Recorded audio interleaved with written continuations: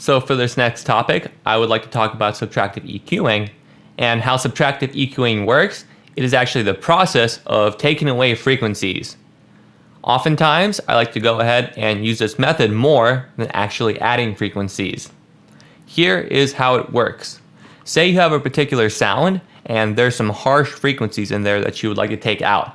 What you can go ahead and do is you can isolate that one particular sound. You can go ahead and go into the EQ. You can take this notch right here. And what we're going to do is we're going to take it, put it all the way up to 22,000 hertz.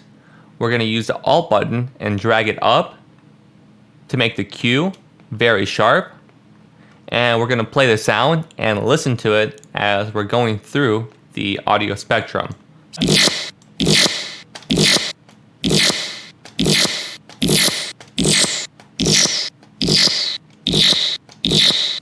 You notice that sound right there just sounds very harsh on the eardrums.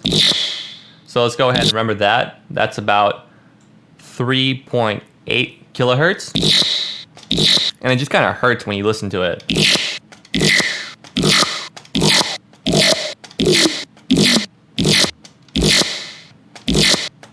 So far that's been the only frequency that's been very harsh. So if we remember where that was, it was at about 3.8 kilohertz. What we can go ahead and do is we can drag it down anywhere from about 3 to 6 or more decibels of gain, and we can make this right here very narrow.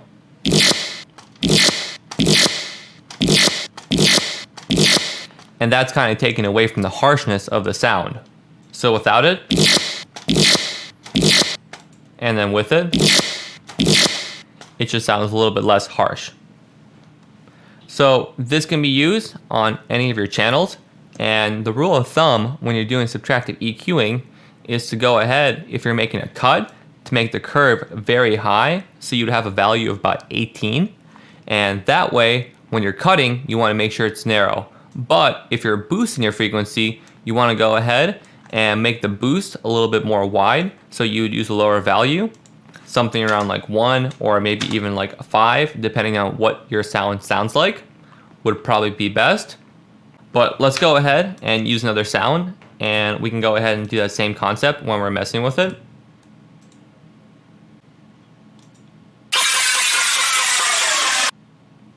Let's try that one out right there. Let's go ahead and solo it.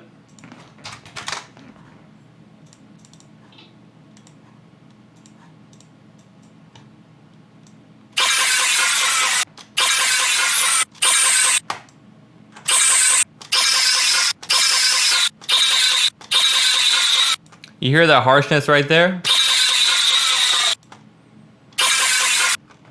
We can go ahead and take that one out. That's at about 3.8 kilohertz as well.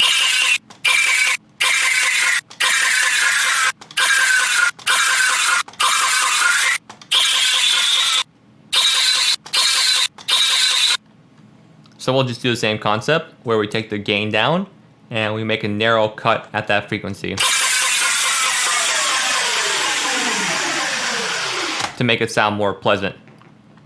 So the reason for doing that is a lot of these frequencies in your audio channels are going to have sound at the same exact spot, and you may not hear it immediately, but once the song is playing together, it might make the sound of the mix not as clear or concise, and doing this will be a very good way to go ahead and fix that problem. Another good application of subtractive EQ would be taking away frequencies in your song while the vocals are going on. So for this particular example, I'm going to go ahead and use the song Darker that I used in the previous week's lesson to talk about how you can apply that function. So over here, I have my vocals, and they're being routed into a return channel over here. So when they go into the return channel, they are then fed into the pre-master, which is where all my instruments are sitting. So when I open up this plugin right here, which is called the Fab Filter Pro Q, I'm going to go ahead and show you what it does. This is a combination of an EQ and a sidechain. So every single time that there is vocals coming through this EQ, there is a dip right here in the rest of the music. So for example, let's go ahead and play a song, and I want you to go ahead and watch this knob right here as the vocals are happening.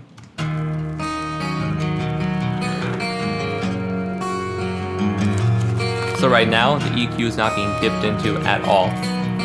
But watch what happens when the vocals come in. Somewhere far beyond the clouds, they tell me there's a heaven out there now. He knows how it's going down. Another child of the universe moves forward with the light upon the earth. I will not be there where you're going, 'cause I'm darker inside. I will not be there where you're going, but I'm not afraid to die. So what this essentially is doing, it is creating more room for your vocals within your mix by taking away those frequencies in your instrument section. So an easy way that we can do this, once we have all of the instruments going into the pre-master, as we talked about with the routing, we can go ahead and apply EQ8. Now when we have our EQ8, we can go ahead and at 3000 Hertz, we can go ahead and draw as automation. What this is going to do is it's going to take away these frequencies in your instruments when the vocals are happening. And this is typically where the most of the tone from the voice is going to be heard.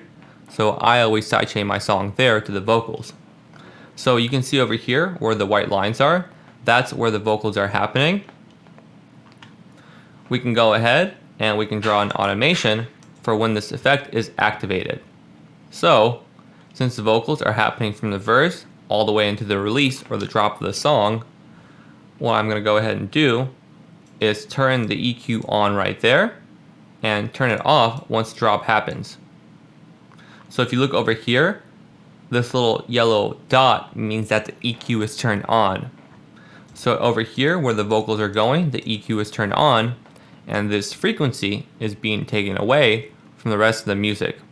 Now over here, where it's just instrumental in the introduction or in the drop, the EQ is gone, and the song is going to be on its full frequency spectrum.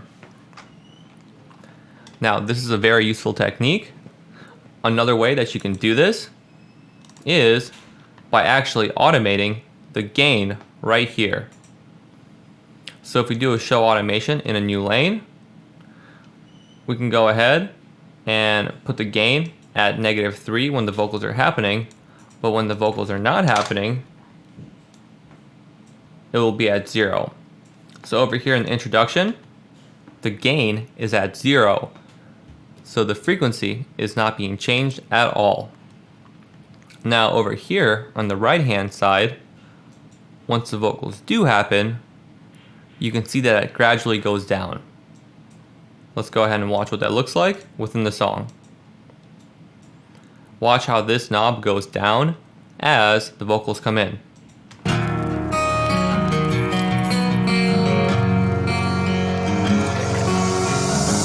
Somewhere far beyond the clouds. And that right there will make your vocals very clear. You'll be able to hear them. And when the drop happens, we'll just do an automation in the opposite direction. We'll take the song right here and we'll do the opposite of what we did in the beginning. So let's take a listen to that. I'm not afraid to die.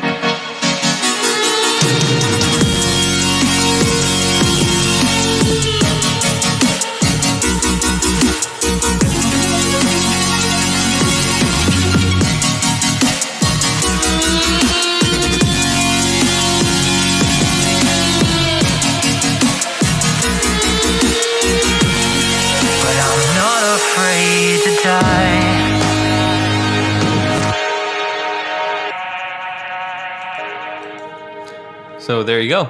That is another example of how you can use subtractive EQing. Like I mentioned before, if you are going to be cutting while subtractive EQing, make sure to go ahead and make your cut very narrow. If you're going to add or boost a gain, make sure that the boost is more wide. If you're going to go ahead and EQ out a space or the vocals, it would be better if you used a wide curve, because then the vocals would have a lot more room to cut through the mix. So that concludes this topic of subtractive EQing. The next thing we're going to be talking about is how you can tighten up your mix.